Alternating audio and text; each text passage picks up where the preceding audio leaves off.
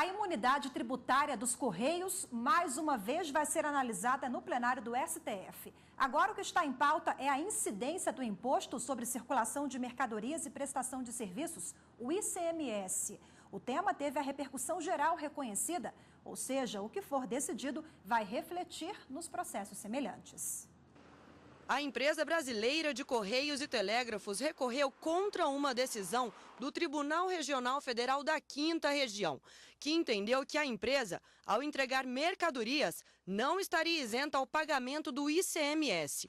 Porém, com base na jurisprudência do Supremo, os Correios defendem que a imunidade tributária que lhe é atribuída é geral, irrestrita e aplicável a todo e qualquer imposto estadual. Em discussões anteriores no Supremo relacionadas à imunidade dos Correios, a empresa defendeu, conforme consta no artigo 21, inciso 10 da Constituição Federal, que compete à União manter o serviço postal e o correio aéreo nacional. Para os Correios, como o serviço prestado à sociedade é público, a imunidade aos impostos deveria ser completa, independente se a entrega for de mercadorias ou postal. O tema está sendo discutido no recurso extraordinário, cujo relator é o ministro Dias Toffoli. Caberá ao ministro também interpretar a imunidade prevista no artigo 150, inciso 6º, a linha A da Constituição, que, conforme os Correios, estaria sendo violada.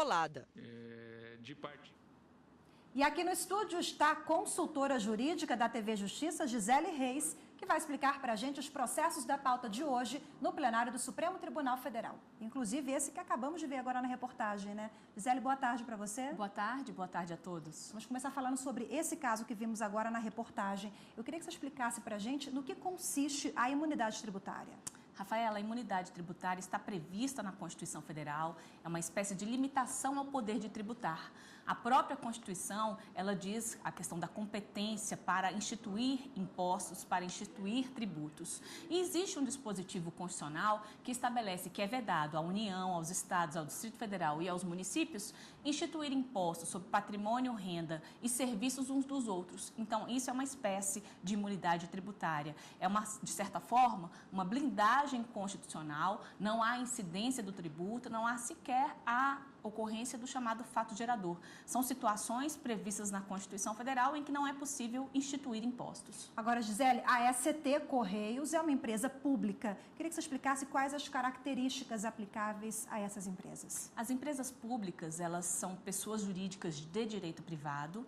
Elas só podem ser criadas mediante uma autorização legal. O patrimônio dela é público, pode ser composto tanto da administração pública direta quanto da administração pública indireta.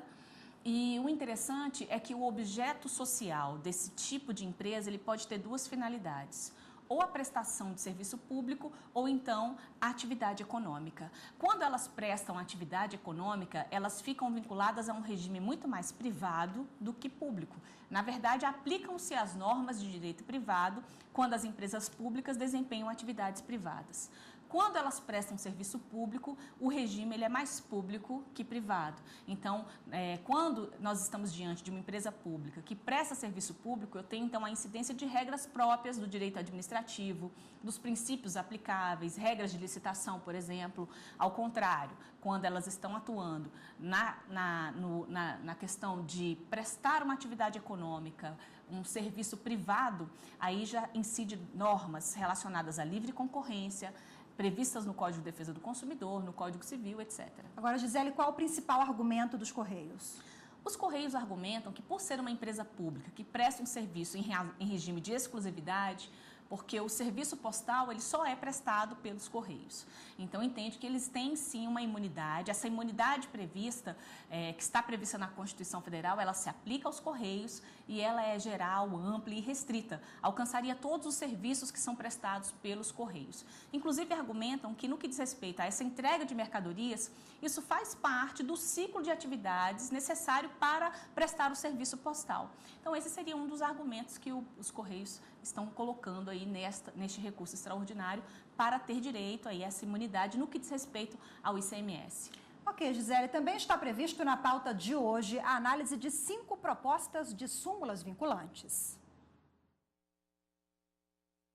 Uma das propostas é a conversão da súmula ordinária 339 em súmula vinculante, que diz: não cabe ao Poder Judiciário, que não tem função legislativa, aumentar vencimento de servidores públicos sob fundamento da isonomia.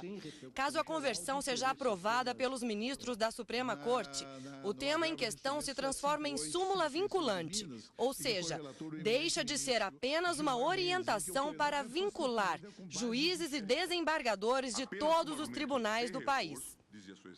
Gisele, qual a vantagem das súmulas vinculantes? Bom, primeiro é importante dizer que essas súmulas vinculantes, elas surgiram a partir da emenda constitucional 45 de 2004.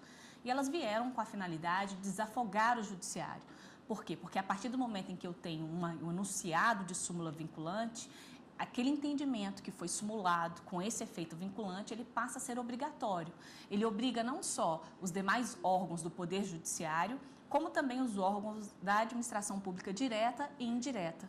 Então, o próprio nome já diz, né? Ele tem um efeito vinculante. Ao contrário das súmulas ordinárias, que significam, na verdade, uma orientação do tribunal em relação àquela matéria, a súmula vinculante, ela tem um efeito vinculante, ou seja, ela é obrigatória, ela deve efetivamente, obrigatoriamente ser seguida. Agora, como é que nasce uma súmula vinculante, Gisele? Existe uma previsão na Constituição Federal, o regimento interno também do Supremo Tribunal Federal trata sobre a edição de súmulas vinculantes. Existem os legitimados a propor uma ação direta de inconstitucionalidade, também são os legitimados para propor uma súmula vinculante, que também pode ser proposta de ofício pelo próprio STF. É necessário que haja a aprovação dessa súmula por 2/3 dos ministros do Supremo Tribunal Federal, ou seja, no mínimo 8 ministros devem se manifestar favoravelmente à súmula para que ela efetivamente possa ser criada. E esse efeito vinculante, ele vai nascer a partir do momento em que se tem a publicação dessa súmula na imprensa oficial. Agora, o que acontece quando há o descumprimento de uma súmula?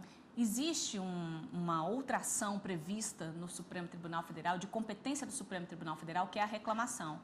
Então, toda vez que eu tenho descumprimento, a autoridade ou a decisão do Supremo, aquilo que o Supremo decidiu, é possível, então, ajuizar uma reclamação e, a partir do momento em que o Supremo verifica que, efetivamente, houve esse descumprimento a uma súmula vinculante, poderá acontecer duas situações. Se for um ato administrativo, aquele ato administrativo será anulado.